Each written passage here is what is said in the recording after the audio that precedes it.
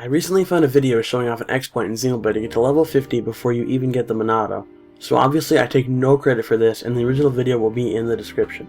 But the video was in Japanese and just sort of ran through it, so I thought I could try to make a more in-depth tutorial version on how to do this. So, let's get started! And also, before I continue on, you should definitely get to at least level 8 either into the cave or outside it. This is going to be a huge factor later on in the video. So the first step you're going to want to do is just play at the beginning as usual. Watch the cutscene, play as Dunban, kill monsters as Shulk and Ryan, deliver food as Fiora, and all that stuff. After all of that, you should arrive at Tephra Cave with all 3 party members. Travel through it normally, and then when you get to the hallway with the locked door, instead of going forward, you're going to want to stop and push Ryan or Fiora into the right corner of the door, and run into them at an angle trying to clip through it. This does work with both characters because I did try it on Ryan on my new 3DS and Fiora on the Wii. It all comes down to what you want to do.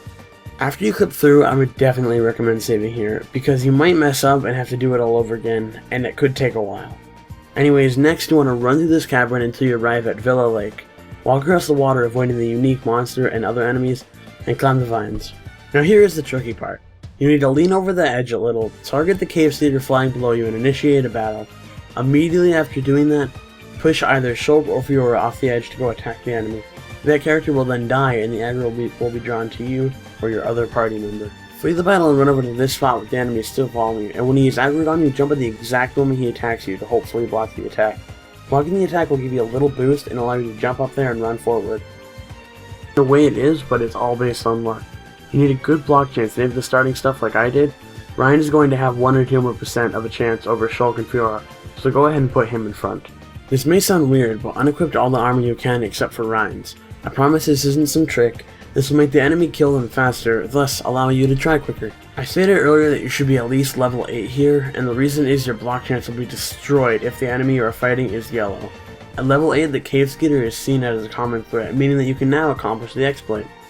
I didn't have the luxury of figuring this out, and actually spent 3 hours of trying to do this one thing, and boy, I died a lot.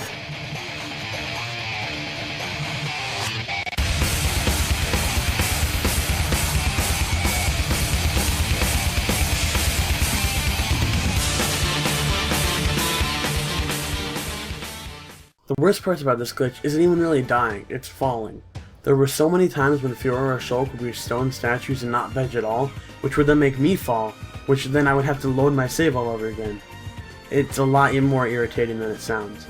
And sometimes you attack the cave skater and it kills your party member, but then it's just like, I don't gotta do anything else. And then you gotta do it all over again. It's really annoying, trust me. Anyways, I ended up getting it to block, and then it failed to push me up, but it's okay because I blocked it next time. Then I fell down a hole on the way in, and couldn't get back up and had to do it again. But that's besides the point, because me failing and being awful, I was able to figure out that you can do this when the Skeeter uses its ultimate move far enough back. It can push you up just like blocking.